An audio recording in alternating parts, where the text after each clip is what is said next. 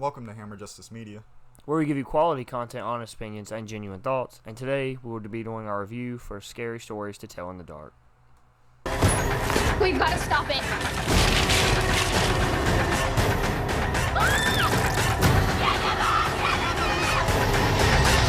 Sarah Bellows' book, where the stories write themselves and it all comes alive.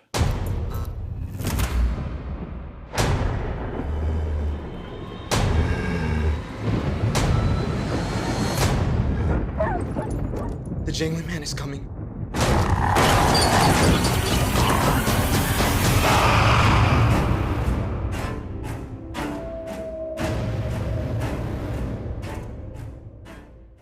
So, to start off, I guess I'll just open up, go right into it.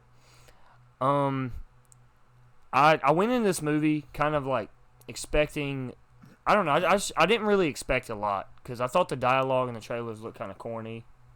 And I thought that I didn't think it looked good, and I want to say that I'm definitely wrong because this movie was pretty damn good. I'm not gonna lie, like it deserved the praise it's getting on Rotten Tomatoes and stuff with all the critics. Like it definitely deserved it. And one thing kind of shocked me is like for a PG-13 movie, this movie was kind of graphic.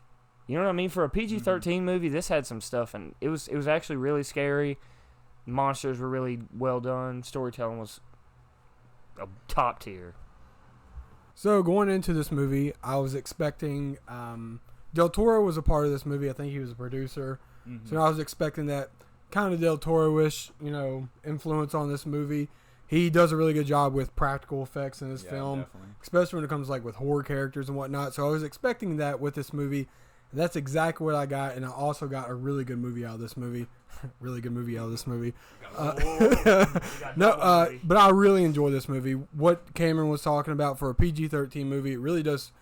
It doesn't push the boundaries of a PG-13 rating, but it does a lot of things that are like, whoa, that they were able to pull that off in this type of movie. I thought all the young performers, they did a really good job. I don't know the director of this movie.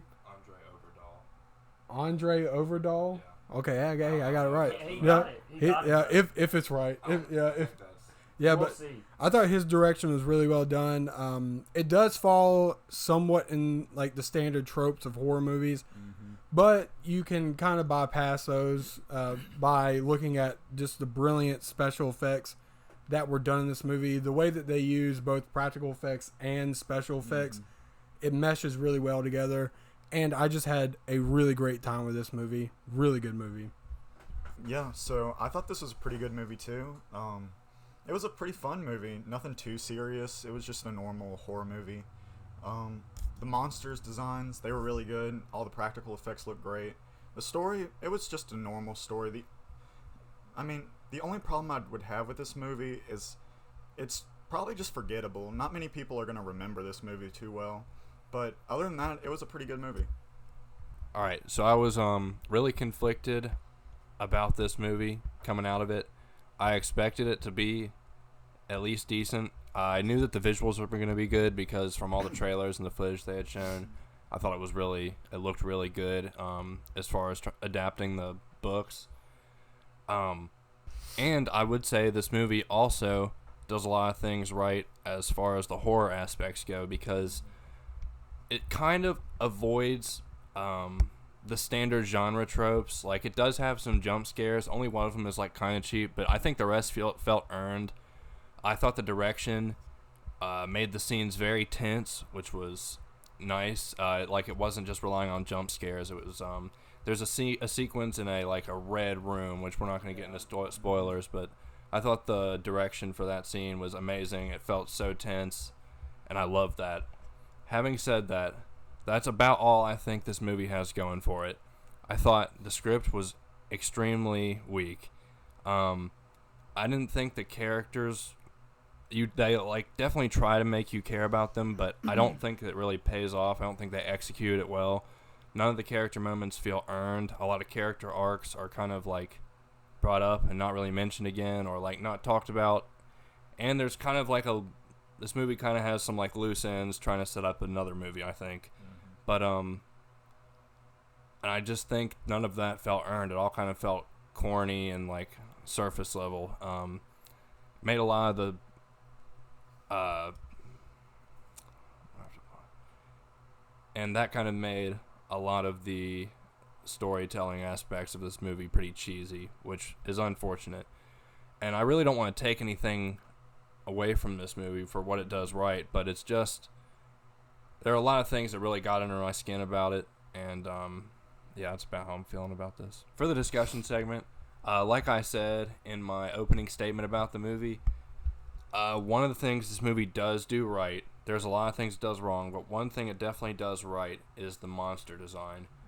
And the question is why? There's something very specific about this movie that makes the monsters really pop out and really feel fresh, and that's the way, like Brad mentioned, that they use a lot of practical effects. They use a lot of real makeup, a lot of real models in this movie, but they also use a little bit of CGI on it, just enough to where it doesn't look like it's CGI. It just looks like it has more detail to it with the CGI.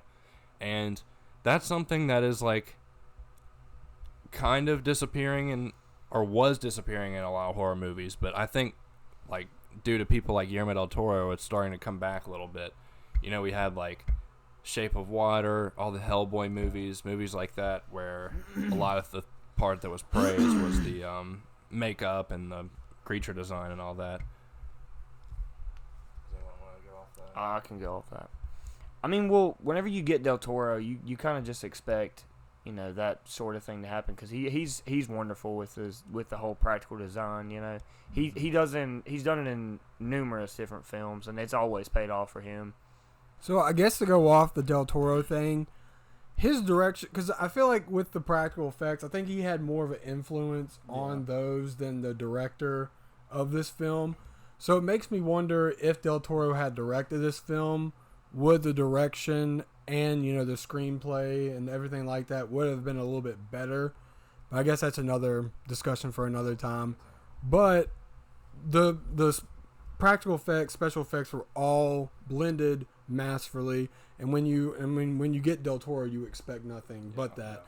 The big lady, oh my god, Terrifying. it's in the trailers. So scary. That was always the one I was most afraid of, because I read these books a lot as a kid.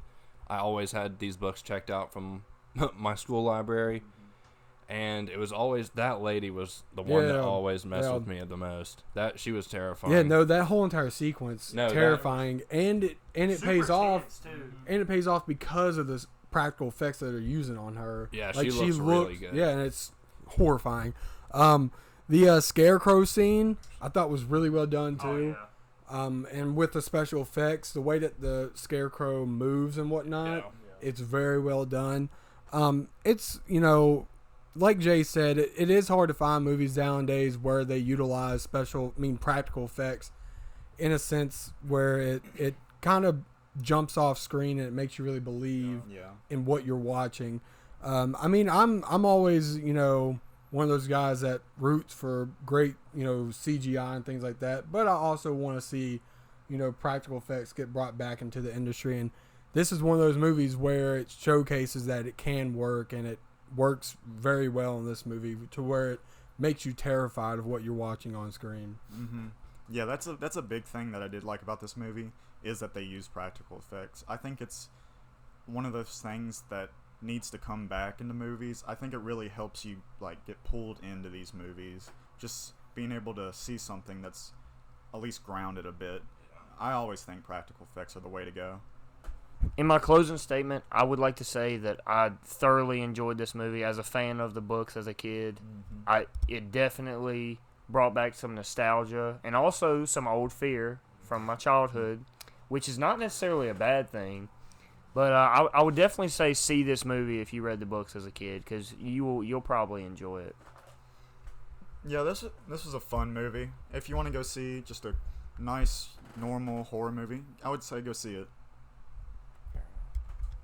Yeah, like I said, I don't want to take away the things this movie does right, but I think it does a lot of things wrong that kind of diminish those parts, even though they are nice when you see them.